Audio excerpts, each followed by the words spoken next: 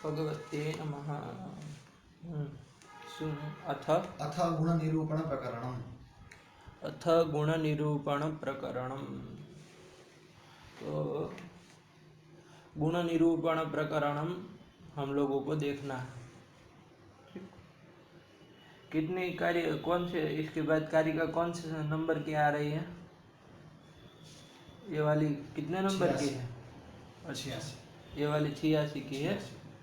अच्छा, इसका मतलब 85 कार्य का इधर व्याख्यान हो चुका, ठीक है ना? तो 85 कारिकाओं में क्या हुआ है, तो एक बार हल्के हल्के से ध्यान में लो कि ये इसका निरूपण, ये जो पूरा ग्रंथ बना है कारिका वाले, वो ग्रंथ किस क्रम से बना है। तो सर्वप्रथम तो उन्होंने चालू किया, नूतन जलधर रुचये गोपवधूटी दुकूल चौराय तस्मै कृष्णाय नमः संसार महीरुहस्य बीजाय। यहाँ से चालू किया ये ग्रंथ, ठीक है। और उसके बाद उन्होंने सीधा चालू कर दिया है नंबर 2 की कारिका से, द्रव्यम गुण तथा कर्म सामान्यम सविशेषकम समवायस्तथा भावः पदार्थः सप्त कीर्तिताः। ये 7 पदार्थों का नाम स्मरण कर दिया। नाम स्मरण, नाम कीर्तन कर दिया कि ये 7 पदार्थ है। उसके बाद उद्देश्य प्रकरण चला कि भाई द्रव्य इतने प्रकार के हैं, गुण इतने प्रकार के हैं, याद है ना कारिकाएं? क्षित्यप्तेजो मरुद्व्योम कालदिग्देहिनो मनः द्रव्याणि, यहाँ तक का ये द्रव्य का वो कर दिया। इसके बाद गुण का क्या किया? अथ गुणारूपम रसो गंधस्ततः परम स्पर्शः संख्या परिमितिः पृथक्त्वं च ततः परम संयोगश्च विभागश्च परत्वं च परत्वकम् बुद्धिः सुखम दुखम इच्छा द्वेषो यत्नो गुरुत्वकम् द्रवत्वं स्नेह संस्कारावदृष्टं शब्द एव च। हाँ, यहाँ तक का। तो अथ गुणा फिर रूपम से चालू किया और शब्द पर्यंत गए। तो ये 24 गुण गिना दिए, चतुर्विंशति गुण। इनका गुण की गणना थोड़ी तर्क संग्रहकार से अलग क्रम से है ना। प्रायः द्रव्य के विभाग में क्रम में कोई इधर उधर नहीं था। वहाँ जैसे तर्क संग्रह में है, तत्र द्रव्याणि पृथ्वी तेजो वायु आकाश काल अधिगात्मा मनांसी नवैव, उसी प्रकार से यहाँ पर भी उन्होंने क्षित्य शब्दांतर प्रयोग किया, लेकिन क्रम वही रखा। लेकिन गुण के जो क्रम बताए उन्होंने 24, तो उसमें थोड़ा आगे पीछे बदला हुआ है ना। लेकिन है 24 गुण तो वही के वही। आया कि नहीं आया? तो ये इन्होंने गुण का वो कर दिया, क्या उद्देश्य, वो नाम संकीर्तन कर दिया कि इतने 24 गुण है। इसी तरह कर्म का, सामान्य कर्म का क्या किया? उत्क्षेपणम ततोपक्षेपणम आकुंचनम तथा प्रसारणम च गमनम कर्माणि एतानि पंच च। ये 5 प्रकार के कर्म है, ये बता दिया। तो द्रव्य गुण कर्म, और उसके बाद आया सामान्य के लिए क्या बताया? उसमें फिर दूसरे लोगों का खंडन करने के लिए बीच बीच में कारिका आती रही।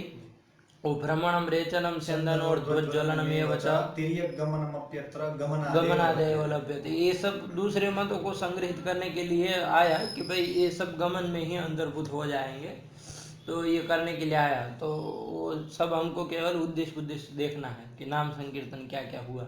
उसके बाद सामान्य के लिए क्या कारिका आई? सामान्यम द्विविधम प्रोक्तम परम चापरमेव च। हाँ, ये इत्यादि इत्यादि करके सामान्य का द्विविध्य, पर सामान्य और अपर सामान्य करके बता दिया, ठीक है ना।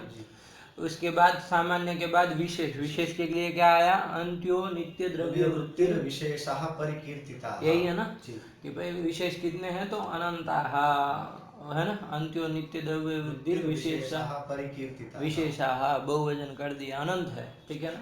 तो ये कर दिया। इसके बाद समवाय के लिए क्या आया? घटादीनां कपालादौ द्रव्येषु गुणकर्मणोः तेषु जातेश्च संबंधः समवायः प्रकीर्तितः। तो ये समवाय जो है वो बता दिया, और कहाँ कहाँ होता है वो घटादीनां कपालादौ इत्यादि इत्यादि करके अवयवा और अवयवी का होता है, ये सब कर दिया इन्होंने, ठीक। तो ये उसका उद्देश्य प्रकरण कर दिया। उसके बाद अभाव के लिए आया, वो क्या था? अभावस्तु द्विधा प्रोक्तः संसर्गान्योन्याभाव भेदतः, क्या है?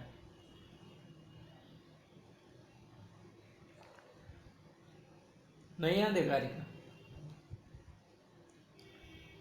देखो इतना समय मत लगाओ, इतना टाइम थोड़ी नहीं है कि तुम्हारा मतलब इधर उधर देखते रहो और हम भी बैठे रहे आपको देखने के लिए। अभावस्तु द्विधा तो संसर्गान्योन्या भाई भाव इतना भेदतः। वो क्लू दे रहे फिर भी याद नहीं आ रहा, ऐसा कौन सा याद किए हो? अभावस्तु, अभावस्तु द्विधा संसर्गान्योन्या भाव भेदतः। हाँ तो दो प्रकार का है, संसर्ग भाव और अन्योन्य भाव। और संसर्ग भाव फिर प्राग भाव, प्रध्वंसा भाव और अत्यंत भाव के भेद से 3 प्रकार का है। ये उद्देश्य प्रकरण यहाँ तक किया। ये करने के बाद है ना, जितनी कारिकाओं में ये उद्देश्य प्रकरण है ना, मतलब पदार्थों का वस्तु संकीर्तन। उद्देश्य किसको कहते हैं? नाम मात्रेण वस्तु संकीर्तन। उद्देश्य। तो नाम मात्र से वस्तु का, पदार्थ का संकीर्तन कर दिया, ठीक है ना। लक्षण वक्षण कुछ नहीं बताना, केवल नाम मात्र से पदार्थ का संकीर्तन मात्र किया। तो इतनी कारिकाओं तक किया। इसके बाद उन्होंने एक बहुत महत्वपूर्ण प्रकरण लिखा, कारिकावली में निबद्ध किया, साधर्म्य वैधर्म्य प्रकरण। बहुत व्युत्पत्तिदायक और बहुत महत्वपूर्ण है ना, मुक्तावली का हृदय भी कह सकते हैं, क्योंकि बहुत उसमें मतलब ध्यान से एक एक चीज, कितनी सारी बातें, क्योंकि पदार्थों का साधर्म्य वैधर्म्य सब इसी से पता चलता है। तो वो साधर्म्य वैधर्म्य प्रकरण किया। और वो हो जाने के बाद अब चूंकि लक्षण बताना था और उसके बहुत सारा एक एक पदार्थ के विषय में चर्चा करनी थी, तो उन्होंने अब सबसे पहला पदार्थ कौन था? द्रव्य था। तो द्रव्य में भी 9 द्रव्य थे, उसमें सबसे पहले क्षिति था। तो वहां से उन्होंने चालू किया क्षिति मंडप पृथ्वी का निरूपण, कि भाई नव रसवती है ना क्या क्या। तो वो सब पूरा विवरण चला। तो पृथ्वी का बताया, इस तरह जल का बताया, इसके तरह तेज का बताया, वायु, आकाश, काल, दिक् और आत्मा। आत्मा का जब निरूपण कर रहे थे तो उसमें कई सारे मतांतरों का खंडन किया। दूसरे लोग जो चार्वाक से लेकर के वेदांति पर्यंत जितने भी हैं, सबका मत में जो आत्मा का स्वरूप है वो सबका खंडन किया युक्ति पुरस्सर। अपना सिद्धांत भी स्थापित किया नैयायिकों ने, है कि नहीं। और फिर वहां पर एक चर्चा छिड़ गई कि विभुर बुद्धियादि गुणवान, कि आत्मा कैसा है? बुद्धि आदि गुणवान है, बुद्धि आदि गुणों वाला है। तो फिर बुद्धि क्या है ये प्रश्न चल गया। तो बुद्धिस्तु द्विविधा मता करके अनुभूति स्मृति स्यात् करके उधर में चले गए, है ना, बुद्धि के उसमें। देखिए इनका क्रम ध्यान रखना है ना, किस तरफ से आए हैं ये कारिकावली, इस तरह ऐसे ही लिया ना। अब वहां पर जब विभुर बुद्धियादि गुणवान अनुभूति स्मृति स्यात्, फिर अनुभूति कितनी है? तो वो 4 प्रकार फिर उसमें लग गए, प्रत्यक्ष, अनुमिति, उपमिति और शाब्द। और ये चारों का वो करके उसके प्रमाण वो सब निरूपण पूरा विस्तार से करके, है ना, एक एक खंड ही बना दिया। प्रत्यक्ष खंड, अनुमान खंड, उपमान खंड और शब्द खंड, ये सब निरूपण कर दिया। अब इसके साथ क्या हुआ? यह शब्द खंड पर्यंत ये क्या हो गया उनका? वहां बुद्धि वाला जो चर्चा छेड़े थे उसमें अनुभूति का निरूपण हो गया कि नहीं हो गया? इसके बाद उन्होंने एक स्मरण निरूपणम करके एक प्रकरण ही रख दिया अलग करके। तो वो स्मृति, चूंकि दूसरा भेद कहे थे ना बुद्धि का, अनुभूति स्मृति स्यात्, तो वो स्मृति स्मरण का प्रकरण एक कर दिया। अब ये था यहाँ तक क्या हो गया? आत्मा का निरूपण उनका पर समाप्त हुआ, इसके साथ समाप्त हुआ। आया कि नहीं आया?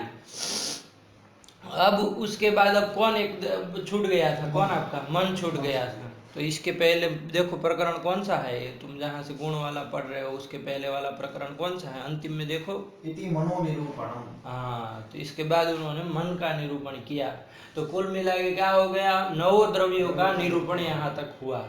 अब इनको गुण के विषय में चलना है। तो वही यहाँ से उन्होंने एक प्रकरण चालू किया। क्या नाम लिखा? अथ गुण निरूपण प्रकरणम, ये है। तो ये मुक्तावली का समझ में आया कि किस तरह से पूरा का पूरा मतलब ग्रथित किया गया है। तो ये कारिकावली में इस तरह से है। और बाकी शेष तो आप जानते हैं कि फिर उसी कार्यकाल की स्वयं ग्रंथकार ने व्याख्या स्वयं लिखी है, विश्वनाथ पंचानन भट्टाचार्य जी ने, है ना। कालांत थोड़े पहले कारिकावली लिखी थी, उसके बाद अपने शिष्य के ऊपर कृपा करके उन्होंने क्या कर दिया, उसके ऊपर स्वयं ने व्याख्या कर दी। क्या नाम दिया? न्याय सिद्धांत मुक्तावली उसको नाम दिया। ठीक, तो चलिए हम लोगों को इसी प्रकरण के वो कारिकावली ये सब देखना है। तो क्या कह रहे हैं, चालू किया जाए? ये समझ में आ गया? अब गुण निरूपण कर रहे हैं, ठीक। चलो अथ गुण निरूपणम। हाँ अथ द्रव्याश्रिता ज्ञेया निर्गुणा निष्क्रिया गुणाः। देखो ऊपर ग्रंथ प्रकरण का नाम क्या लिखा है, ध्यान से उसको थोड़ा सही से लो। क्या लिखा है? अथ गुण निरूपण प्रकरणम। गुण निरूपण प्रकरणम, है ना? गुण निरूपण प्रकरणम। चलो उसको आ जाएगा, कोई उसमें है नहीं। गुण निरूपण प्रकरणम, एक गुण का निरूपण करने के लिए ये प्रकरण है, ठीक है ना? हाँ चलिए ये कर दिए। इसके बाद क्या आया? चलो कारिका में ही बढ़ते हैं, ठीक। अथ द्रव्याश्रिता ज्ञेया निर्गुणा निष्क्रिया गुणाः। अथ द्रव्याश्रिता ज्ञेया निर्गुणा निष्क्रिया गुणाः। गुण सामान्य के लिए कितने गुण हैं? 24 है ना? तो 24 गुणों का एक कारिका में, एक पंक्ति में वो बता दे जा रहे हैं, है ना? कि गुण का मतलब लक्षण ही एक तरफ से कहिए तो बता दे रहे हैं। क्या कह रहे हैं? अथ द्रव्याश्रिता। गुण कैसे है?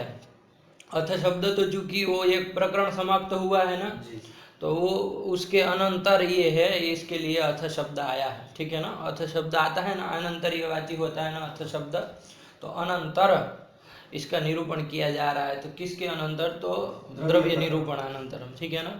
तो वही है अथ शब्द, वो इस तरह से कारिका में बिठाते हैं कि आरंभ में आ जाए प्रकरण के। तो चलो ये एक द्रव्य निरूपण के बाद ये नया प्रकरण भी है, तो इसलिए अथ इन्होंने कारिका में ही कर दिया।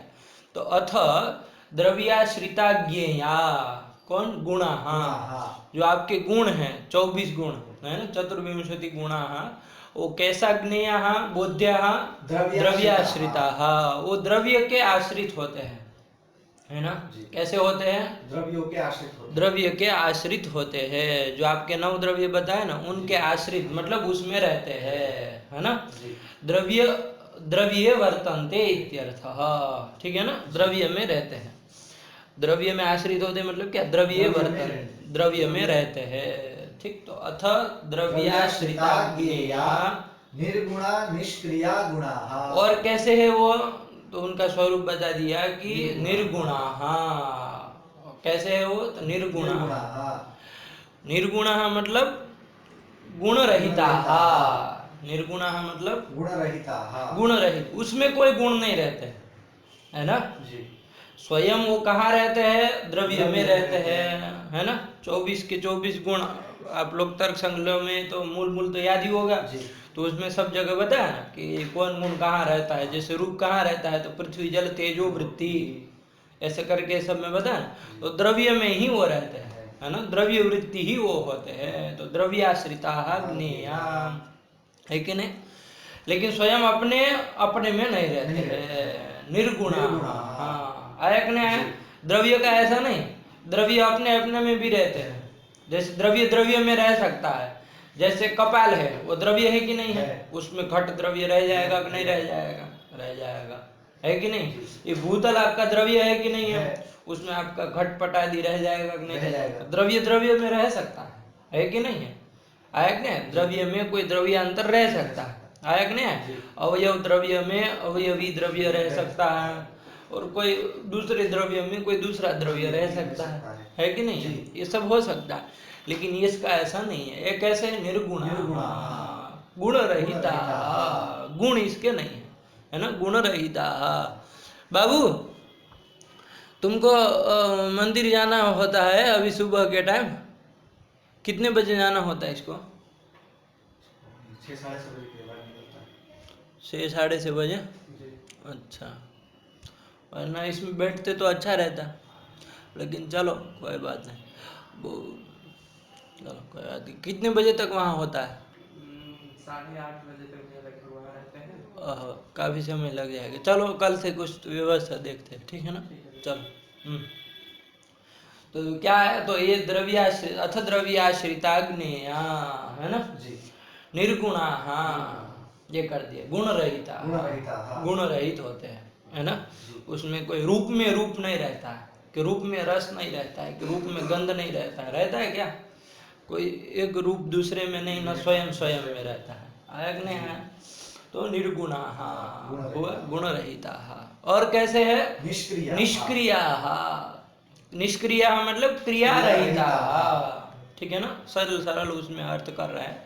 क्रिया रहिता, क्रिया भाववंत है ना, क्रिया रहिता, क्रिया शून्य, जो भी शब्द से कहो, क्रिया शून्य होते, क्रिया रहित होते हैं, है ना, क्रिया भी नहीं रहती। रूप रसगंध में क्रिया नहीं ना रहती, द्रव्य में रहेगी। जैसे घट है तो घट को आप उठा के ले जा सकते हैं, है कि नहीं? लेकिन घट पड़ा रहे, हम केवल उसका रक्त रूप है तो उसको लेके चले जाए, ऐसा हो सकता है? नहीं हो सकता है। ठीक जी।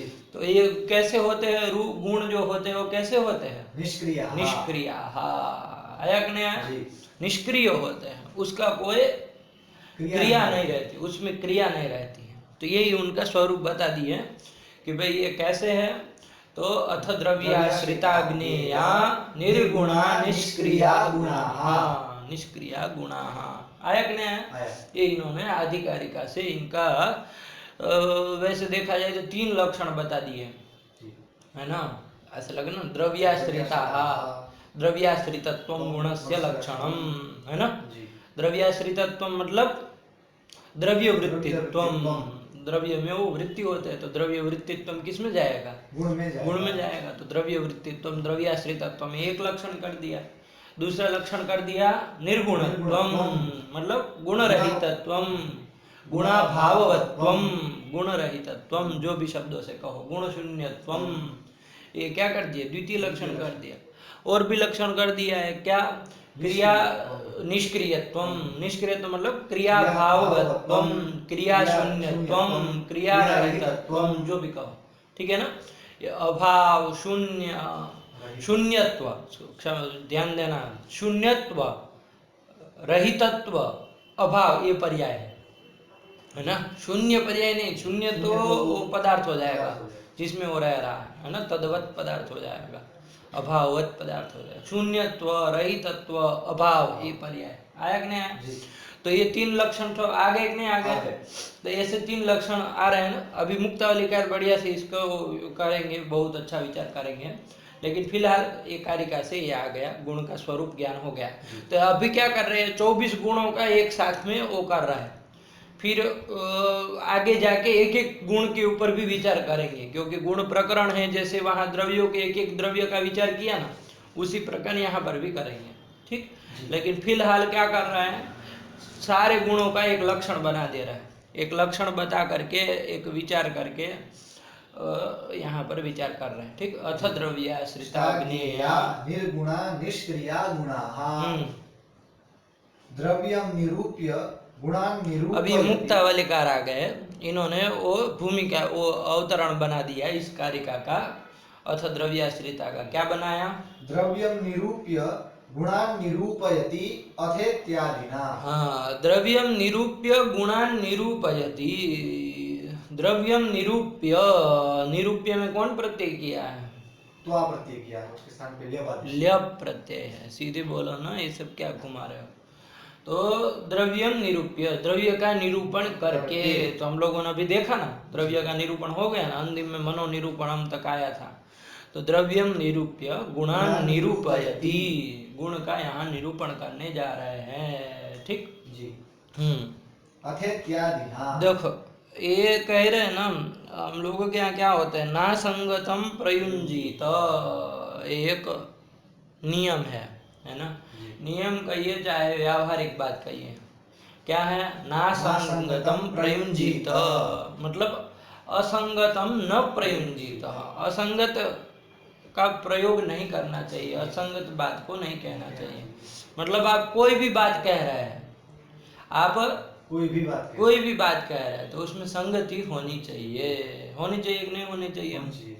यहाँ पर भी आपने द्रव्य का उद्देश्य प्रकरण किया, फिर साधन में वैधर्य में बताया, फिर द्रव्यों का निरूपण किया, उसके बाद अब गुण का निरूपण आप कर रहे हैं ना जी।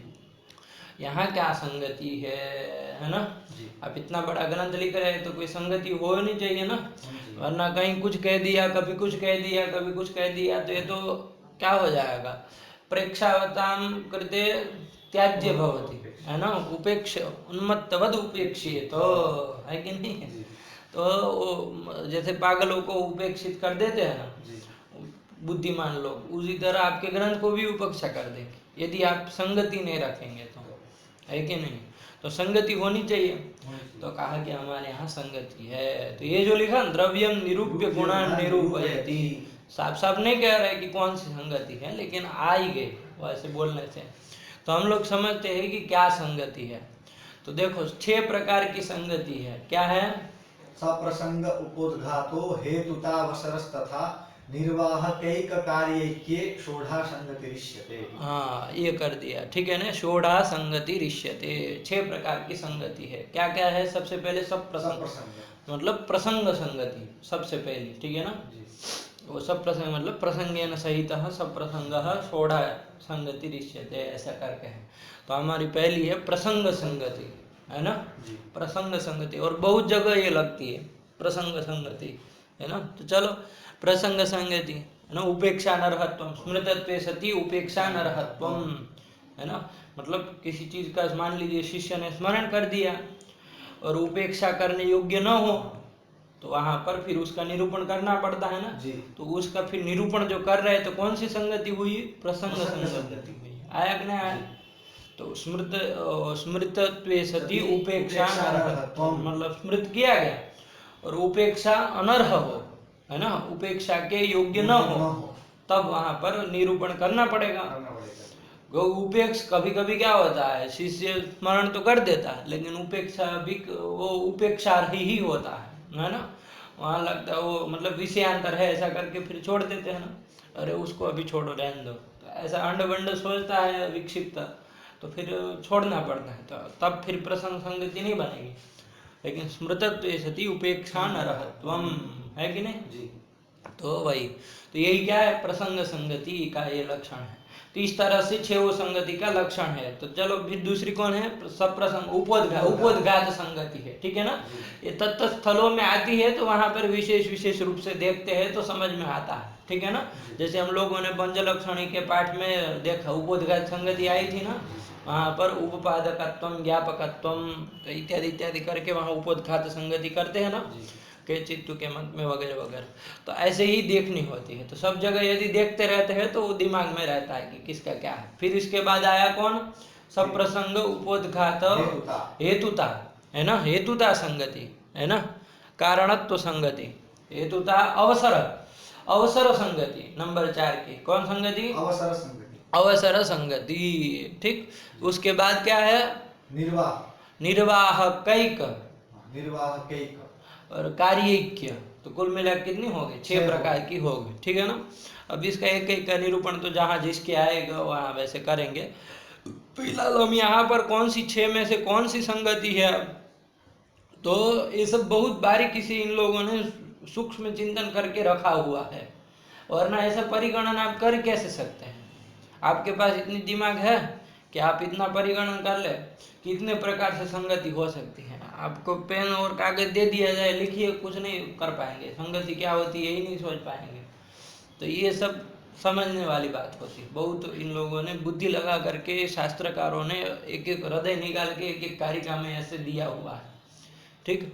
तो चलिए यहाँ पर कौन सी संगति है? अवसर संगति है। कौन सी संगति है? अवसर संगति।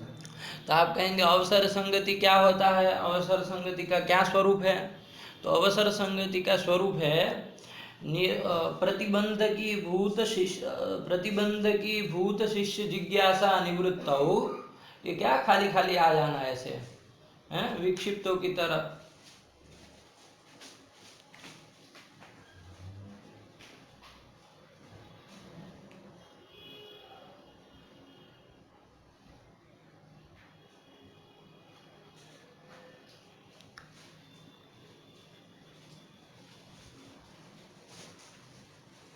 ये सब एक छात्र का स्वरूप भी तो कुछ होता है। प्रतिबंध की भूत शिष्य जिज्ञासा निवृत्त हो।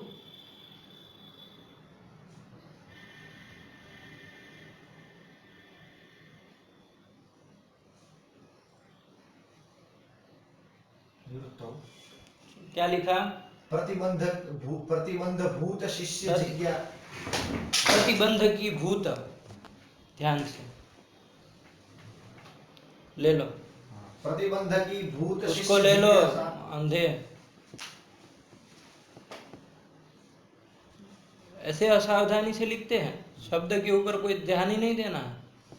प्रतिबंधकी भूत शिष्य जिज्ञासा निवृत्तौ, शिष्य जिज्ञासा निवृत्तौ अवश्य वक्तव्यत्वम्।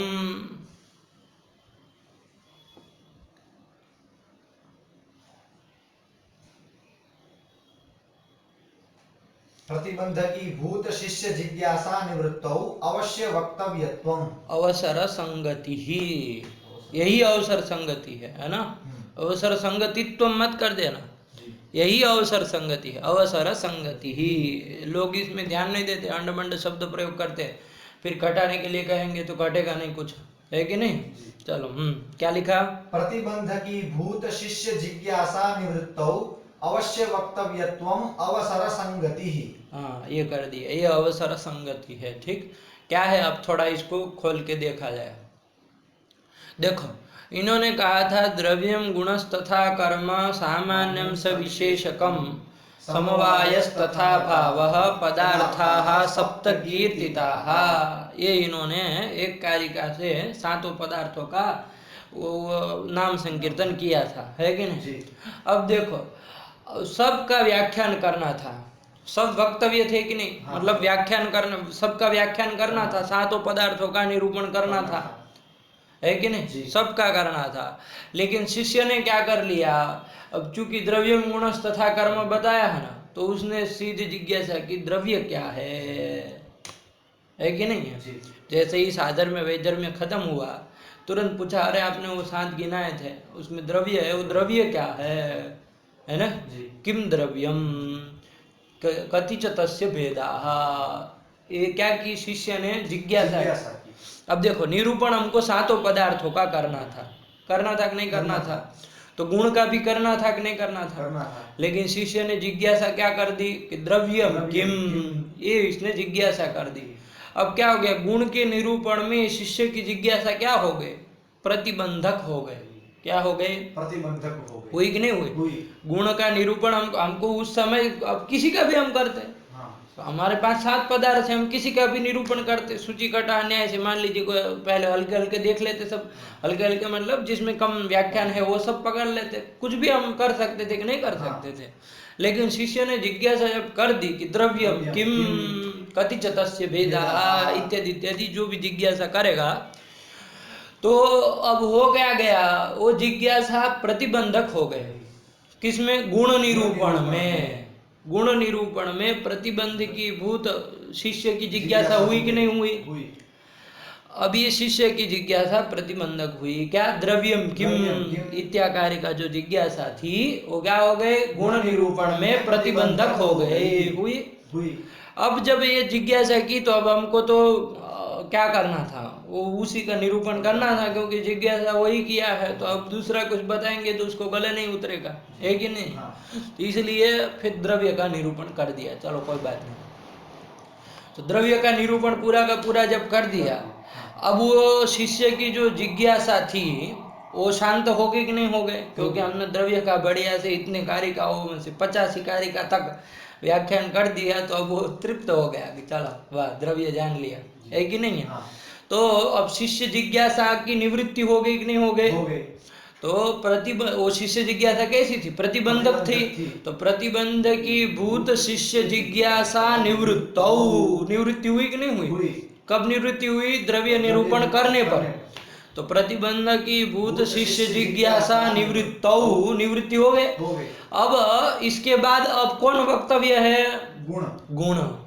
तो अवश्य वक्तव्य कौन है, गुण है। अवश्य वक्तव्यत्व किस में जाएगा, गुण में जाएगा। तो यही अवसर संगत की अवश्य वक्तव्यत्व रूपा है, वो किस में चली गई, गुण में चली। तो गुण निरूपणे का संगति, अवसर संगति ही। गुण में नहीं कहना, गुण निरूपण में कहना है ना। अवश्य वक्तव्यत्व रूपा संगति किसमें है, गुण निरूपण है ना। अवश्य वक्तव्यत्व संगति गुण निरूपण आया कि नहीं आया। तो यही लक्षण किया, लगा, पंक्ति समझ में आई। शिष्य प्रतिबंध की भूत शिष्य जिज्ञासा निवृत्तौ अवश्य वक्तव्यत्वम अवसर संगति ही। यही अवसर संगति है, ठीक है ना जी। लोग अवसर संगति है लक्षणम ये करेंगे तो अवसर संगति का लक्षण है, फिर अवसर संगति में जाना चाहिए ना। और ये जा कहाँ रहा है, अवश्य वक्तव्य गुण निरूपण है, अवश्य वक्तव्यत्व उसमें जाएगा, गुण निरूपण में जाएगा, है कि नहीं है। तो अवश्य वक्तव्यत्व फिर अवसर संगति में नहीं न गया, तो इसलिए ऐसा नहीं करना है कि ये अवसर संगति का लक्षण है। लक्षण मान लीजिए कहीं लिख भी दिया किसी ग्रंथकार ने तो उसको समझना है स्वरूप लक्षण है कि नहीं। मतलब ये तत् स्वरूप ही, जैसे यागादि रेव धर्म है ना, यागादि तो जहाँ भूतलादि पर हो गए क्रिया है वो, तो वो नहीं है, वो असाधारण, तो वो तो फिर भूतल में अतिव्याप्ति हो जाएगी, है कि नहीं। तो यागादि ही धर्म है, कहते हैं। उसी प्रकार ये भी क्या है आपका अवसर संगति। लगा कि नहीं लगा? तो प्रतिबंध है कि भूत शिष्य जिज्ञासा निवृत्तौ अवश्य वक्तव्यत्वम अवसर संगति ही, ठीक है ना। कहीं कहीं अनंतरम भी मिलता है, लेकिन वो सब जरूरत नहीं है। ऐसे मिलता है कि प्रतिबंध की भूत शिष्य जिज्ञासा निवृत्तौ अनंतरम अवश्य वक्तव्यत्वम, मतलब उसके अनंतर। अब इसके क्या अनंतर की क्या जरूरत, निवृत्तौ कह दिया तो वो आ ही गया, ठीक। तो चलो कोई बात नहीं, इतना अच्छा है, छोटे से याद रखना है, कहीं पर भी बार बार जरूरत पड़ती है, ठीक है ना। तो यही अवसर संगति है। लगा कि नहीं लगा? यहाँ द्रव्य निरूपणानंतरम गुण निरूपणे का संगति ही अवसर संगति ही। आया कि नहीं आया? अवश्य वक्तव्यत्व रूपा अवसर संगति, अवश्य वक्तव्यत्व स्वरूपा अवसर संगति। लगा? ये अवसर संगति है। तो अब देखो उसकी शब्दावली से आ रहा है ना, द्रव्यम निरूप्य गुणान निरूपयति। आया कि नहीं आया? तो द्रव्यम निरूप्य, द्रव्य का निरूपण के गुणान निरूपयति, तो अत्र का संगति अवसर संगति। आया कि नहीं? तो क्या, और अवसर संगति क्या है? प्रतिबंध की भूत शिष्य जिज्ञासा निवृत्तौ अवश्य वक्तव्यत्वम अवसर संगति। आया कि नहीं? ये बात है, ठीक। चलो द्रव्यम निरूप्य गुणान निरूपयति अथेत्यादिना, अथेत्यादिना द्रव्यम निरूप्य गुणान निरूपयति। अब इसका थोड़ा हम लोग देख लेते हैं। प्रथम पंक्ति है ना, इसका थोड़ा ध्यान दो। देखो नी पूर्वक रूप धातु जो आता है ना, नी पूर्वक रूप धातु यहाँ पर 2 बार आ रहा है। द्रव्यम निरूप्य, यहाँ लेबंत में भी नी पूर्वक रूप धातु है, और गुणान निरूपयति वहां पर भी नी पूर्वक रूप धातु है। तो नी पूर्वक रूप धातु जो होता है उसका अर्थ क्या होता है? जैसे हम लोग उधर तर्क संग्रह में बार बार वो विभजते आता है, तो हम लोग कहते हैं ना विपूर्वक भज धातु का क्या अर्थ है? तो स्वसमभिव्याहृत पदार्थतावच्छेदक व्याप्य मिथो विरुद्ध धर्म प्रकारक ज्ञानानुकूल व्यापारः विपूर्वक भज धातोरर्थः विभजते अर्थ। ये कहते हैं कि नहीं कहते हैं? तो यहाँ पर भी विभजते भी आता है बहुत जगह, लेकिन यहाँ पर निरूपयति इन्होंने किया। अभी चूंकि विभाग नहीं करना है उनको, है ना, कि निरूपण करना। तो निपूर्वक रूप धातु का क्या अर्थ होता है ये हम लोगों को देखना है। तो निपूर्वक रूप धातु का अर्थ है ज्ञानानुकूलो व्यापार। क्या अर्थ है? ज्ञानानुकूलो व्यापार। हाँ, जो भी चीज ऐसी आए तो लिख लिया है ना, क्योंकि वो लगता है फिर निकल जाता है। ज्ञानानुकूल व्यापार, ऐसा भी कह सकते हैं। अनुकूल मतलब जनक, तो ज्ञानानुकूल व्यापार मतलब ज्ञान जनक व्यापार। ज्ञान जनक व्यापार, ज्ञान का जनक व्यापार। व्यापार कौन सा? ज्ञान का जनक कौन व्यापार होगा? चलो, ज्ञान का जनक कौन सा व्यापार होगा? तो शब्द प्रयोगात्मक व्यापार। कैसा व्यापार? शब्द प्रयोग, क्योंकि हम शब्द प्रयोग करेंगे तो ज्ञान होगा कि नहीं होगा? ज्ञान का जनक व्यापार क्या हुआ? शब्द प्रयोग। तो वो व्यापार आप समझ के रखना है, हमको ये सब बोलना नहीं है कि ज्ञान जनक शब्द प्रयोगात्मक व्यापार नहीं, ये सब नहीं बोलना हमको। ज्ञानानुकूलो व्यापार, ज्ञानानुकूल व्यापार पूर्वक रूप धातो अर्थ, धातो हो अर्थ, ये कहना है हमको। तो आया कि नहीं आया? लेकिन वो समझना है कि भाई ज्ञानानुकूल व्यापार है तो है कौन सा? तो कौन सा है? शब्द व्यापार कौन सा है? ज्ञान जनक व्यापार, शब्द प्रयोगात्मक व्यापार। क्योंकि हम देखो अभी बोल रहे हैं ना, शब्द प्रयोग कर रहे हैं कि नहीं कर रहे हैं? तो इससे क्या हो रहा है? ज्ञान हो रहा है। यदि ना बोले तो नहीं होगा, है कि नहीं है? तो उसी प्रकार है। तो यही है। तो ज्ञानानुकूल व्यापार निपूर्वक रूप धातोरर्थ रूप धातु, तो रू दीर्घ है ना, थोड़ा ध्यान रखना। तो ये कर दिया, लगा। जी। अब यहाँ पर हमको थोड़ा शाब्द बोध करना है इसका, कि भाई क्या है आपका शब्द, हमने ये द्रव्यम निरूप्य गुणान निरूपयति। तो निपूर्वक रूप धातु दोनों जगह है, वहाँ दोनों जगह अर्थ हो जाएगा ज्ञानानुकूल व्यापार, यही हो जाएगा। अब फटाफट समझ लोगे शब्द बोध, कोई ज़्यादा समय लगाने की जरूरत नहीं। द्रव्यम है ना, द्रव्यम में कौन है, द्रव्य शब्द से कौन विभक्ति लाए हैं, द्वितीय विभक्ति एक वचन, हाँ अम लाए हैं, ठीक है ना, द्वितीय एक वचन में अम लाए हैं, तो द्रव्यम कर दिया है, ठीक है। वो जो द्वितीय विभक्ति है उसका अर्थ क्या है, विषयत्व, वो कर्मत्व। न्याय के अनुसार देखेंगे तो क्या है, वो कर्मत्व अर्थ है। द्वितीय का अर्थ क्या होता है, तुम क्या बोलने जा रहे थे, कर्म। कहाँ कर्मत्व होता है, कर्मणि द्वितीया, कर्म में द्वितीय होती है ना, कर्मत्व अर्थ थोड़ी न होता है। कौन कहता है अंड बंड, अरे द्वितीय का अर्थ क्या होगा तो सूत्र बताएगा ना, क्या अर्थ होता है,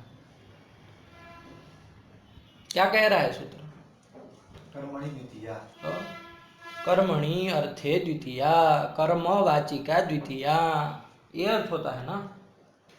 अरे कर्मणि द्वितीया में, कर्मणि में सप्तमी है, सप्तमी का अर्थ क्या है, वाचकत्व। सप्तमी का अर्थ क्या है, वाचकत्व। तो कर्मणि द्वितीया मतलब कर्मवाचिका द्वितीया, कर्म निरूपित वाचकतावान वाचकतावती द्वितीया, है ना। मतलब अमोक्षस जो है वो क्या है, कर्म निरूपित वाचक है, मतलब कर्मनिष्ठ वाच्यता निरूपित वाचकतावंतः अमोक्षसः, ये है ना मतलब। तो भाई कर्म तो अर्थ कहाँ, ऐसे अंड बंड बोलना है, कुछ भी जो मन में आए वो।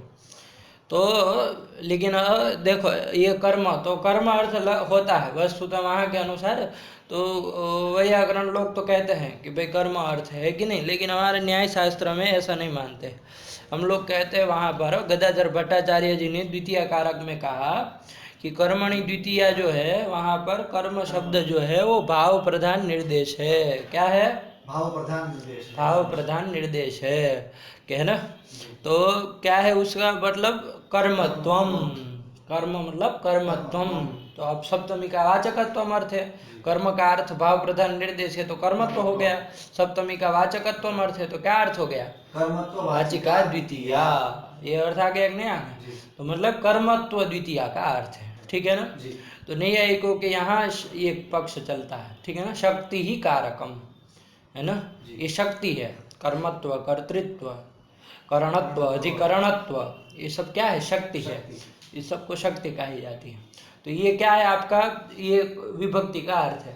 और हमारे यहाँ अधिकतम चलता है व्याकरण, मतलब व्याकरण शास्त्र में अधिकतम चलता है शक्तिमत कारकम। शक्तिमत मतलब वो कर्मत्ववत, कर्मत्व शक्ति है, कर्मत्ववत कौन होगा, कर्म, वो शक्तिमत कारकम। तो शक्ति ही कारकम, शक्तिमत कारकम, दो पक्ष चलता है। और व्याकरण में वैसे शक्ति ही कारकम ये भी चलता है ना, वो भी चलाते हैं, वो भी चलता है, दोनों है ना, दोनों चल, शक्ति ही शक्तिरेव वा, शक्तिमत शक्तिरेव वा, भगवान भाष्यकार अथवा वो वाक्यपदीय में कहीं आया, शक्तिमत शक्तिरेव वा, मतलब शक्तिमत कारक भी होता है, शक्ति ही कारकम ये भी होता है, तो दोनों चलता है। लेकिन अधिकतम कर्म, कर्म करण अधिकरण कर्ता ये अर्थ है, ऐसा सुनने में आता है, ठीक। चलिए, लेकिन फिलहाल हमारे यहाँ पर द्रव्य में अम विभक्ति है, उसका अर्थ है कर्मत्वम, हमारे न्याय सिद्धांत के अनुसार, ठीक। तो कर्मत्वम ये द्वितीय का अर्थ हुआ, वो कर हुआ कि नहीं हुआ। अब देखो एक सामान्य नियम है क्या, कि सविषयक धातु समभिव्याहारे, नहीं पता, अरे ऐसे कैसे होगा, सविषयक धातु समभि भूल जाते हैं। अरे पंचलक्षणी में इसके बिना कैसे चले होंगे, उसका भी तो वहां शब्द बोध किया। सविषयक धातु समभिव्याहारे कर्म प्रत्ययार्थो विषयता,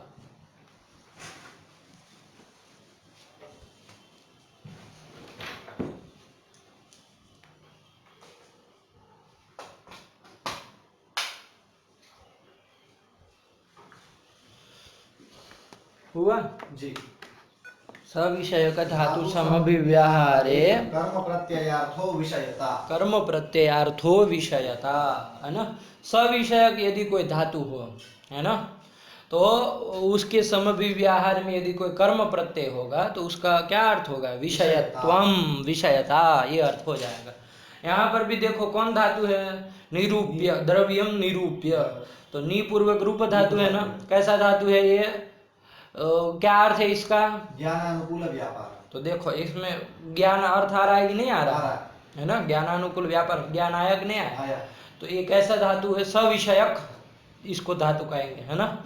मतलब सविषयक धातु, सविषयक क्या होना? धातु जो है वो सविषयकार्थ है, सविषयक अर्थक है ना। सविषयक कौन होगा? ज्ञान हो, जो ज्ञान, इच्छा, कृति, ये सब क्या होते हैं? सविषयक होते हैं ना। तो तदर्थक धातु है, ठीक है ना। तो वही उसको संक्षेप में कह देते हैं सविषयक धातु। तो ये सविषयक धातु है कि नहीं? निपूर्वक रूप धातु सविषयक। उसके समभिव्याहारे कर्म प्रत्ययार्थो, कर्म प्रत्यय कौन है यहाँ पर? द्रव्यम अम, उसका अर्थ क्या हो जाएगा? विषयत्वम। आया कि नहीं आया? तो यहाँ पर वैसे अनुशासन के अनुसार तो कर्मत्व अर्थ है, लेकिन ऐसा जहाँ आता है तो वहाँ पर वो कर्मत्व विषयत्व रूप ही पड़ता है। इसलिए आगे भी कर्मत्व रूप विषयत्व ऐसा लिख देते हैं साथ में, कर्मत्व रूप विषयत्वम अर्थ द्वितीयाया, ऐसा लिख देते। मतलब वो कर्मत्व जो है वो विषयता रूप ही पड़ेगा। आया कि नहीं आया? वहाँ के स्थलों के लिए तो यही ये नियम है। क्या बोल दिए? सविषयक धातु समभिव्याहारे कर्म प्रत्ययार्थो विषयता, कर्म प्रत्ययार्थो विषयता, है ना। बात समझ में आएगी नहीं? हाँ।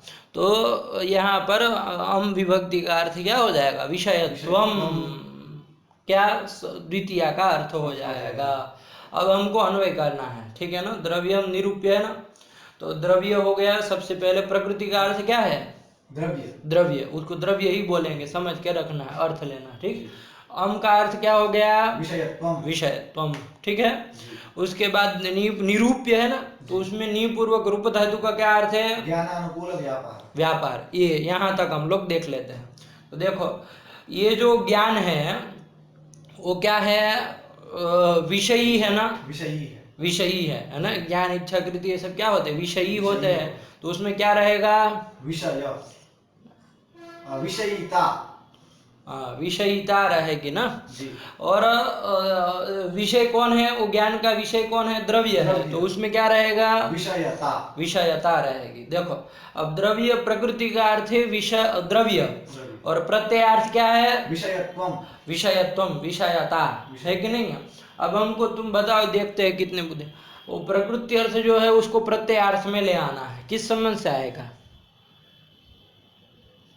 प्रकृति अर्थ जो द्रव्य है उसका अन्वय हमको प्रत्ययार्थ विषयता में करना है।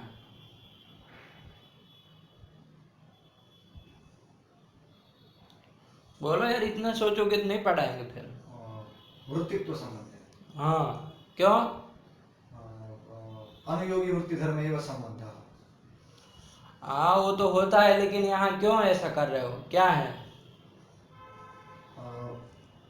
विषयत्व जो प्रत्ययार्थ है, विषयत्व रहता है द्रव्य में रहता है। अरे द्रव्य विषय का ज्ञान, ये हमको कहना है। तो द्रव्य विषय का ज्ञान मतलब द्रव्य विषय हुआ, तो उसमें विषयता रहेगी कि नहीं रहेगी? रहेगी। तो वृत्ति कौन हुआ? द्रव्य में वस्तुतः वृत्ति कौन हो रहा? विषयता, उसमें वृत्ति है, आधे है कि नहीं है? तो और अब हमको करना क्या है? उसको ले जाना यदि होता, मान लो प्रत्ययार्थ को प्रकृति अर्थ में ले जाना होता, ले नहीं जाना, लेकिन ले जाना होता तो किस संबंध से जाता?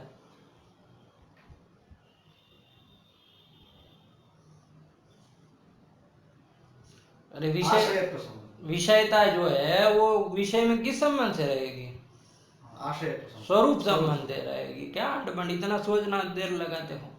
तो विषयता जो है वो स्वरूप संबंध से रहेगी ना, उसमें, किसमें? द्रव्य में, है कि नहीं? लेकिन अभी हमको करना ये है कि प्रकृति अर्थ को प्रत्ययार्थ में ले आना है कि नहीं?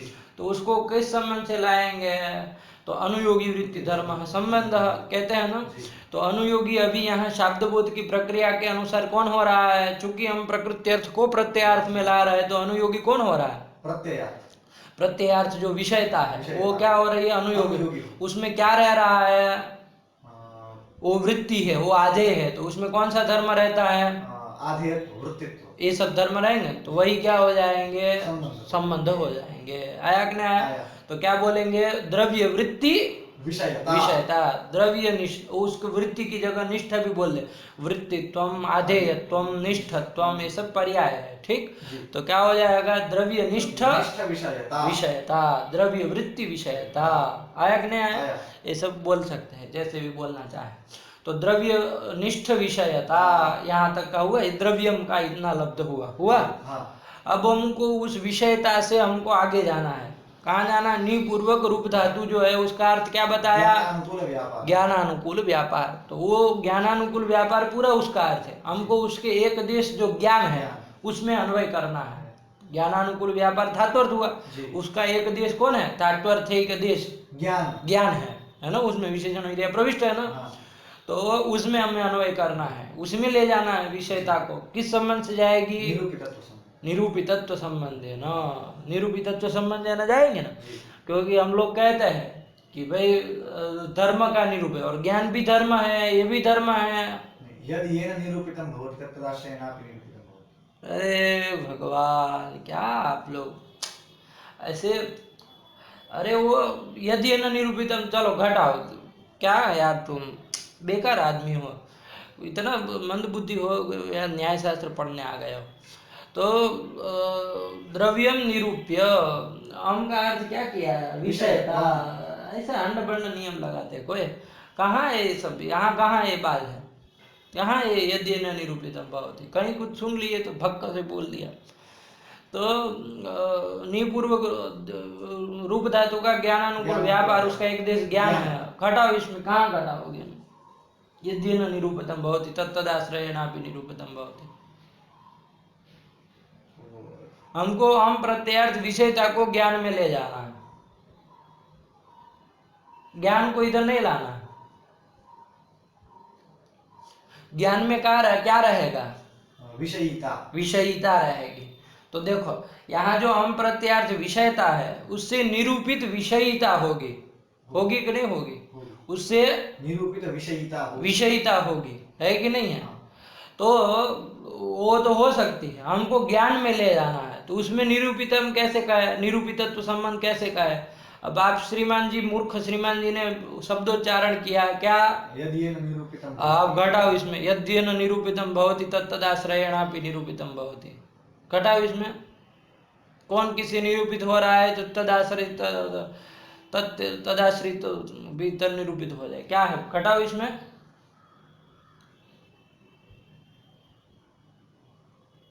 घटाओ जल्दी, समय लग रहा है, जा रहा है उसमें समय। बोले हो ना तो कुछ सोच के बोले थे कि विक्षिप्तों की तरह बोल रहे थे? ज्ञाननिष्ठ विषयिता,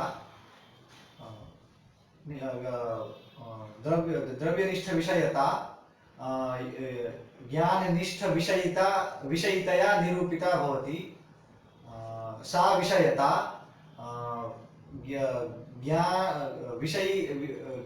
ज्ञाननिष्ठ विषयितायाः आश्रयं ज्ञानं, तेनापि निरूपिता भवति।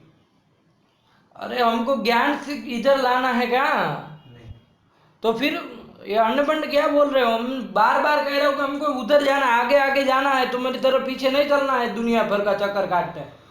अरे आगे द्रव्य प्रकृति अर्थ को प्रत्ययार्थ विषयता में लाए, उस विषयता को अब आगे ले जाना है।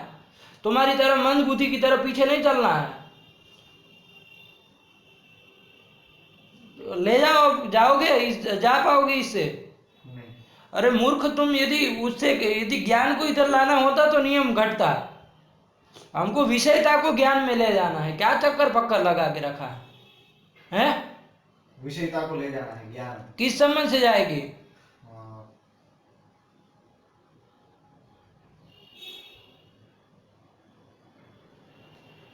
निरूपकत्व संबंध न जाएगी। किस संबंध से जाएगी?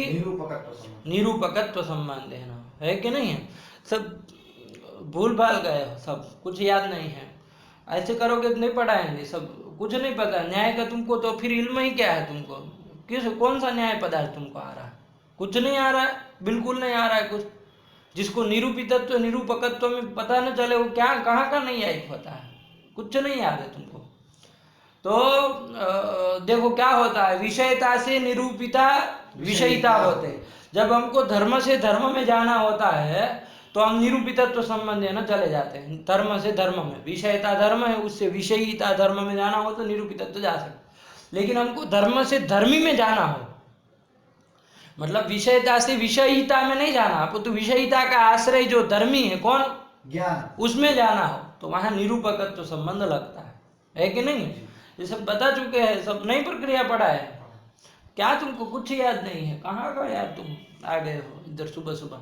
तो किस संबंध से जाएगा? निरूपकत्व संबंध है ना?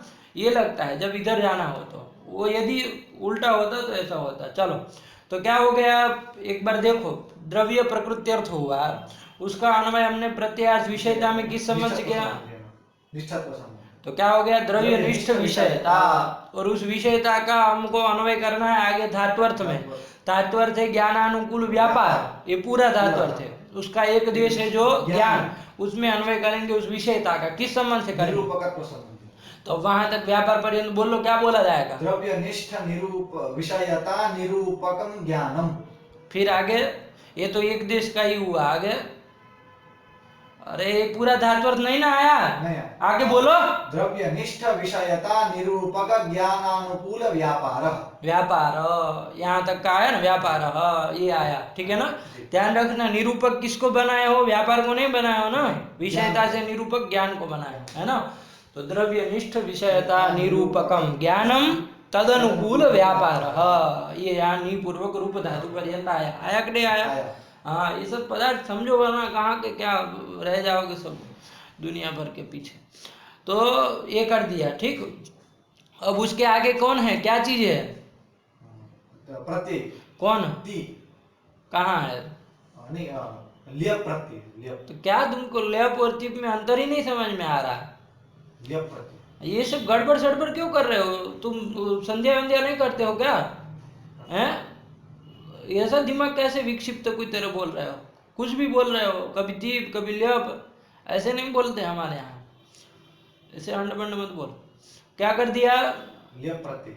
लेप प्रत्यय कर दिया, है ना? द्रव्यम निरूप्य, लेप प्रत्यय है ना। और लेप प्रत्यय का क्या अर्थ है? लेप प्रत्यय का क्या अर्थ है? ध्वंसकालीनत्वम। क्या अर्थ है? ध्वंसकालीनत्वम। क्या अर्थ है?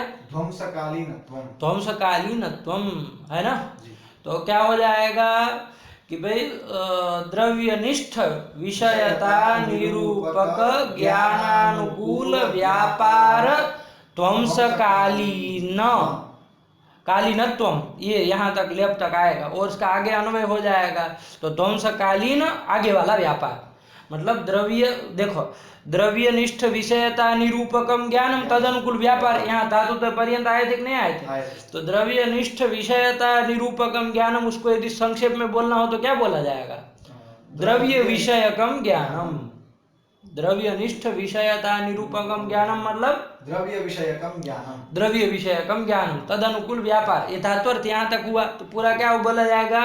द्रव्य विषयक ज्ञानानुकूल व्यापार, मतलब द्रव्य विषयक जो ज्ञान, तदनुकूल व्यापार, वो जो शब्द प्रयोगात्मक व्यापार वहां किया ना, क्षिति करके जो भी व्यापार किया वहां, कितने रस है क्या है सब करके, तो ये सब पूरा का पूरा व्यापार यहाँ मन निरूपण पर्यंत जो शब्द प्रयोग किया वो सब कैसा व्यापार है? शब्द प्रयोगात्मक व्यापार। वो कैसा शब्द प्रयोगात्मक व्यापार? द्रव्य विषयक ज्ञानानुकूल व्यापार। कैसा व्यापार? द्रव्य विषयक ज्ञान, द्रव्य विषयक जो ज्ञान तत्जनक ये व्यापार हुआ। यहाँ तक का हुआ कि नहीं हुआ? ये सब हृदयंगम करना चाहिए। आप लोग केवल ऊपर ऊपर से बजाते हैं और कहीं कुछ स्पर्धा के लिए बोलना है तो बोल दिए, फिर वैसे के वैसे शुष्क रहते हैं। ऐसे नहीं होता है। जो शास्त्र पढ़ना चाहता है वो व्यक्ति स्पर्धा किसी की अपेक्षा नहीं करता है। वो कोई भी चीज होगी उसको हृदय में बसाता है, तब उसको आजीवन रहता है। आप लोग कभी क्षण भंगुर के लिए किसी स्पर्धा के लिए कुछ तैयारी किए, उस समय के लिए किए, फिर भूल गए, फिर अपना ये मोबाइल में मूवी देखने लगे, आराम से टाइम पास करने लगे।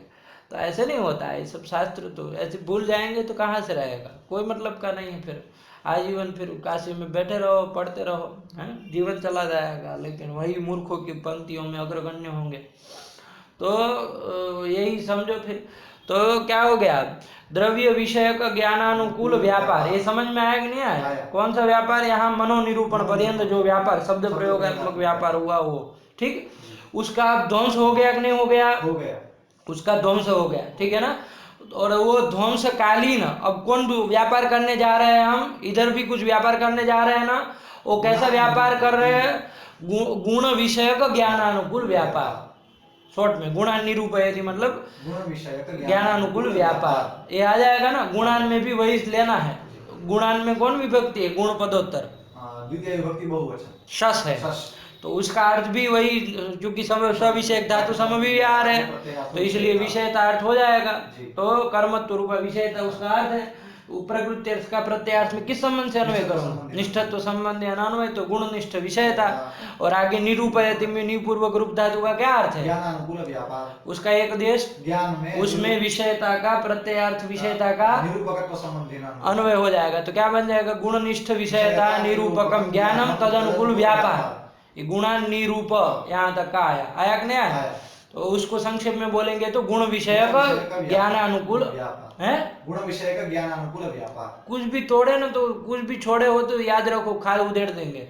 हाँ बिल्कुल, इसमें एक शब्द भी छोड़ के देखो एक बार, ऐसा हालत खराब कर देंगे कि जिंदगी में कभी न्याय नहीं पढ़ोगे। तो ज्ञानानुकूल व्यापार क्या हुआ? कौन सा व्यापार? गुणनिष्ठ विषयता निरूपक ज्ञानानुकूल व्यापार। उसका संक्षेप में क्या बोले? गुण विषय का ज्ञानानुकूल व्यापार। आया कि नहीं आया? ये व्यापार, तो ये कैसा व्यापार है? ध्वंसकालीन व्यापार है। किसके ध्वंसकालीन? द्रव्य विषय का ज्ञानानुकूल व्यापार ध्वंसकालीन। कौन व्यापार हुआ? ज्ञानानुकूल व्यापार हुआ कि नहीं हुआ? उसका ध्वंस हुआ है उसी काल में, मतलब उस काल में। अब उसका ध्वंस तो रहेगा ना अनंत, क्योंकि ध्वंस अनंत रहता है। तो उस ध्वंसकालीन ये व्यापार है कि नहीं है? तो वो व्यापार का ध्वंसकालीन ये व्यापार, ये हमको कहना है। आया कि नहीं आया? तो ये हुआ। तो ये कहाँ तक? अब वहां से यहाँ तक का बोल लो, क्या बोलोगे? द्रव्य विषय का ज्ञानानुकूल व्यापार ध्वंसकालीन गुण विषय का ज्ञानानुकूल व्यापार, ठीक है ना। ये निरूप तक आए। अब आगे ती का अर्थ, ती है ना, ती का अर्थ है क्या? यहाँ हमारे यहाँ आख्यात अर्थ कृति होता है। क्या होता है? कृति है ना, कृति होता है। अभी ये सब चीज अन्य अन्य ग्रंथों में बताए ही हैं, ठीक है ना। जब उधर पंचलक्षणी का भी शब्द बोध किए तो सब समझना, ठीक। तो ये कृति जो है वो क्या होती है? व्यापार की जनिका होती है। तो इसलिए व्यापार जो है, धातुअर्थ व्यापार हुआ है, उसका अन्वय आख्यात अर्थ कृति में किस संबंध से करेंगे? जनकत्व। चूंकि जनिका कृति है तो जनकत्व अनुकूल वृत्ति धर्म हो जाएगा। तो जनकत्व संबंध है, अनुकूलत्व संबंध है, अन्वय कर देंगे तो क्या हो जाएगा? वो व्यापार जो हुआ तद अनुकूला कृति। और वो कृति जो है वो किस में रहेगी? आत्मा में रहेगी ना। किसकी? ग्रंथकार की आत्मा में, है ना। ग्रंथकार की आत्मा मतलब विश्वनाथ पंचानन भट्टाचार्य, उसकी आत्मा में रहेगी। किस संबंध से रहेगी? समवाय। कृति गुण है ना, और आत्मा द्रव्य है ग्रंथकार का, तो उसमें समवाय संबंध से रहेगी। तो कृतिमान ग्रंथकार, हाँ ये बन जाएगा। पूरे का क्या बोल दोगे? द्रव्य विषय का ज्ञानानुकूल व्यापार ध्वंसकालीन गुण विषय का ज्ञानानुकूल व्यापारानुकूल कृतिमान ग्रंथकार। ये शब्द बोध हुआ किसका? द्रव्य निरूप्य गुणान निरूपयति ग्रंथकार, जोड़ देना, ठीक। कारिकावली कार, ठीक है ना। तो ये यहाँ तक का हुआ। ये शब्द बहुत समझ में आया? इसको एक एक चीज बारीकी से ध्यान से लगाते जाना, मैंने बता दिया, ठीक। अब यहाँ ध्वंसकालीन है, तुम देखो वहां से हमने आपको विवेक करो, लोग नहीं घटाते हैं इसको, ऐसे ही फिर चला रहता है। वो ल्यप प्रत्यय का अर्थ किया ध्वंसकालीन। अब उसका नहीं बताया कि किसका अन्वय किस संबंध से कहाँ हो रहा है और उसका अन्वय कहाँ हो रहा है, ये नहीं बताया। बताया? नहीं बताया। लोग पूछते भी नहीं है, मूर्खों की भांति सुनते रहते हैं, है ना। तो फिर ऐसे गुत्थी की तरह पड़ा रहता है। अभी पूछा जाए कि कुछ का किस में अन्वय हुआ, बताओ कैसे अन्वय हुआ, चलो बताओ। उसका वो उधर का जो निरूप्य का जो निरूप लब की प्रकृति जो थी, नी पूर्वक रूप धातु, उसके अर्थ का अन्वय इधर किए। ज्ञानानुकूल व्यापार का अन्वय किए ध्वंसकालीनत्व में। तो कहाँ किए, किस संबंध से किए, फिर ध्वंसकालीनत्व का अन्वय कहाँ किए, किस संबंध से किए, ये नहीं बताना पड़ेगा। बोला तुम तो कुछ पूछे नहीं। फिर यही स्थूल बुद्धि की तरह रहता है, तो उसको समझना है, ठीक। देखो क्या है, निरूप्य है ना, तो निरूप्य में निपूर्वक रूप धातु प्रकृति अर्थ क्या था, ज्ञानानुकूल व्यापार, वो व्यापार ध्वंसकालीन। तो व्यापार का देखो जैसे अर्थ, ऐसे जब अन्वय करने आए ना, जब करने की जरूरत पड़े ना, तो अर्थ में ध्यान देना है, हम क्या कहना चाह रहे हैं उसके अनुसार फिर अन्वय कर लेंगे। तो हम क्या कहना चाह रहे हैं, ये जो द्रव्य विषय का ज्ञानानुकूल व्यापार है उसका ध्वंस और तत्कालीन एक गुण विषय का ज्ञानानुकूल व्यापार तो ये व्यापार के ध्वंसकालीन वो व्यापार है, ये कहना है कि नहीं कहना है, ये कहना है हमको। अब देखो अन्वय साफ साफ आएगा, वो ध्वंसकालीनत्वम लेप का अर्थ था, उसका एक देश ध्वंस है कि नहीं है, उसमें अन्वय करेंगे उसकी प्रकृति अर्थ का। ज्ञानानुकूल व्यापार जो व्यापार है ना वही उसका प्रकृति का अर्थ है, उसका अन्वय यहाँ करेंगे किसमें, ध्वंस में, ध्वंसकालीनत्वम का एक देश जो ध्वंस है उसमें अन्वय करेंगे। किस संबंध से करेंगे, स्वनिष्ठ प्रतियोगिता कत्व संबंध है। अरे ध्वंस क्या है, अभाव है ना, तो अभाव में कोई वो किसी प्रतियोगी को ले जाना हो तो किस संबंध से जाएगा, स्वनिष्ठ प्रतियोगिता कत्व संबंध वही है। अरे जैसे घट अभाव में घट को अभाव में ले जाना हो किस संबंध से जाएगा, स्वनिष्ठ प्रतियोगिता, घटनिष्ठ प्रतियोगिता कत्व, प्रतियोगिता घटनिष्ठ प्रतियोगिता तत्कत्व, मतलब उस प्रतियोगिता निरूपक कौन होगा, अभाव होगा, निरूपकत्व किसमें जाएगा, तो स्वनिष्ठ प्रतियोगिता कत्व संबंध है ना, आया कि नहीं, ये करते हैं ना। तो उसी प्रकार यहाँ पर भी निपूर्वक रूप धातु का क्या अर्थ है, ज्ञानानुकूल व्यापार, उस व्यापार प्रकृति अर्थ जो है उसका अन्वय हम करेंगे कहाँ पर, ध्वंसकालीनत्व का जो एक देश ध्वंस है उसमें अन्वय करेंगे, है ना। किस संबंध से करेंगे, प्रतियोगिता कत्व संबंध, तो आया कि नहीं, तो ज्ञानानुकूल व्यापार निष्ठ प्रतियोगिता कह ध्वंस, आया कि नहीं आया। और तत्कालीनत्वम, तत्कालीन वो है कौन है, अग्रिम व्यापार, गुण विषय ज्ञानानुकूल व्यापार, आया कि नहीं आया, तो उसको अग्रिम व्यापार कहेंगे, ठीक है ना, ये व्यापार है। अब यहाँ तक का आ गया, पूर्व वाला प्रकृति अर्थ जुड़ गया यहाँ, अब इसको आगे ले जाना है, अब इसका अन्वय कहाँ करना है, ध्वंसकालीनत्व को कहाँ ले जाना है। तो हम क्या कह रहे हैं, ध्यान से अर्थ समझो, हम क्या कह रहे हैं कि भाई ये जो पूर्व व्यापार है उसका ध्वंसकालीन क्या कहना चाह रहे हैं, गुण को कहना चाह रहे हैं, ज्ञान को कहना चाह रहे हैं, व्यापार को, गुण को कहना चाह रहे हैं, नहीं, ज्ञान को कहना चाह रहे हैं, किसको कहना चाह रहे हैं, व्यापार को, हाँ, तो व्यापार में ही अन्वय कराना, आया कि नहीं, अग्रिम व्यापार में। तो किस संबंध से करेंगे, तो कालीनत्व कोई जाति तो है नहीं, कालीनत्व जाति है क्या, स्वरूप संबंध से कर देंगे, आया कि नहीं आया, तो स्वरूप संबंध है ना उसमें अन्वय कर देंगे। तो ध्वंसकालीनत्वान वो अग्रिम व्यापार, मतलब ध्वंसकालीन वो अग्रिम व्यापार, ये हो जाएगा कि नहीं हो जाएगा, तो ये से कर देते हैं, आया कि नहीं, ये बात ये सब ध्यान रखना है। पद पदार्थ लोग खोलते नहीं ना, पूछते हैं, अब खोलने वाले क्यों खोलेंगे, जब पूछा ही नहीं हो तो क्यों अपना चक्कर पाले, है कि नहीं, तो लेकिन ध्यान रखना ऐसे होता है। तो लेप प्रत्यय का अर्थ क्या है, ध्वंसकालीन, किसमें कैसे अन्वय हुआ समझ में आया। अब पूरा का शब्द बोल लो, क्या हो गया, द्रव्य विषयक ज्ञानानुकूल व्यापार ध्वंसकालीन,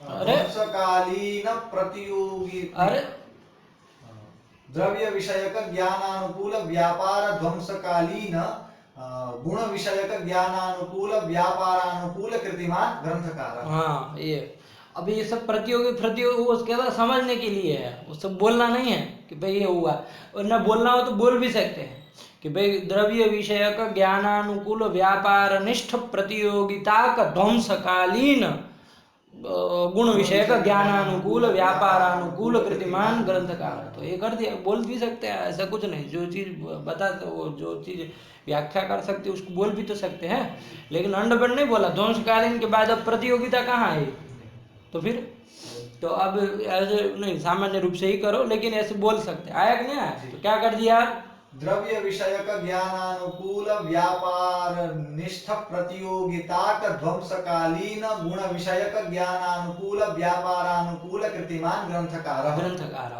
अब देखते हैं बुद्धिमत्ता है कि नहीं। अब वो जो हमने विषयता कराया था और निष्ठत्व संबंध का, वो पूरा बोल के जोड़ के बोल सकते हो, वैसे ही ये तो शॉर्ट में तुम बोल रहे हो। द्रव्य निष्ठ विषयता निरूपक ज्ञानानुकूल व्यापार निष्ठ प्रतियोगिता निरूपक ध्वंसकालीन गुणनिष्ठ विषयता निरूपक ज्ञानानुकूल व्यापारानुकूल कीर्तिमान ग्रंथकारः। ये पूरा का पूरा है, जाके इसको लिख लेना, ठीक है ना, केवल समझने के लिए। तो एक बार वो रहेगा तो फिर कर लोगे। आया ना, ये हुआ इस पंक्ति का शब्द बोध। अभी भी वो है, संक्षेप में है, अभी भी काफी कुछ इसमें जोड़ना होता है ना, लेकिन इतना अभी के लिए पर्याप्त है। आया क्या है, तो यही कर दिया। द्रव्यम निरूप्य गुणान् निरूपयति। देखो ऐसे खुलता है पदार्थ, इसी तरह खुलता है ना। ये शब्द बोध ऐसे तरह से देखते जाए तो पूरा देखने लगता है। पंक्ति जब भी सुनते हैं तो पूरा शब्द बोध सामने आता है, तो होना चाहिए ना ये सब चीज। चलिए, तो द्रव्यम निरूप्य गुणान् निरूपयति, मतलब द्रव्य का निरूपण करके गुण का निरूपण ग्रंथकार कर रहे हैं। कौन ग्रंथकार? कारिकावलिकार, है ना, लिख रहे हैं मुक्तावलिकार। ये चीज कौन लिख रहा है? मुक्तावलिकार, है ना। लेकिन किसके लिए लिख रहे हैं? कारिकावली का अवतरण बना रहे हैं ना जी। अथ द्रव्याश्रिता का अवतरण बना रहे हैं। और दोनों स्वयं एक ही है, तो इसलिए कोई वो नहीं है, वरना बताना पड़ता है कि भाई कह करोति। अब यहाँ वो स्वयं भूमि का बनाने वाला ही स्वयं मूल का भी बनाने वाला है कि नहीं, इसलिए चलो समझ लेना, है ना। तो ये कर दिया कि द्रव्यम निरूप्य गुणान् निरूपयति अथ द्रव्याश्रिता अथेति। आया ना। अथ द्रव्याश्रिता ज्ञेया निर्गुणा निष्क्रिया गुणाः। और यहाँ गुण निरूपणे द्रव्य निरूपणानंतरम गुण निरूपणे का संगति, अवसर संगति। क्या लक्षण है उसका? प्रतिबंधकी भूत शिष्य जिज्ञासा निवृत्तौ अवश्य वक्तव्यत्वम अवसर संगति। हाँ ठीक, चलो। गुणत्व जातौ। हाँ, अब यहाँ से एक विचार चालू हो रहा है, ये कर दिया, ठीक। ये लग गया बढ़िया से, स्पष्ट है। अब इसके बाद एक विचार करने जा रहे हैं। अभी रखा जाए यहाँ पर, इसको लगा, ठीक है ना। थोड़ा फिर ऐसा लगेगा तो अभी समय क्या हुआ है? 7:45 हो गए। तो ऐसा एक आध घंटे के बाद फिर करते हैं, है ना, थोड़ा जाना है, तो इसलिए कर लो, इतना लगा लो अच्छे से भी, वो कर लो, इसको पूछ के फिर 1 घंटे के बाद फिर इससे आगे चलते हैं, ठीक। चलो रखा जाए जी।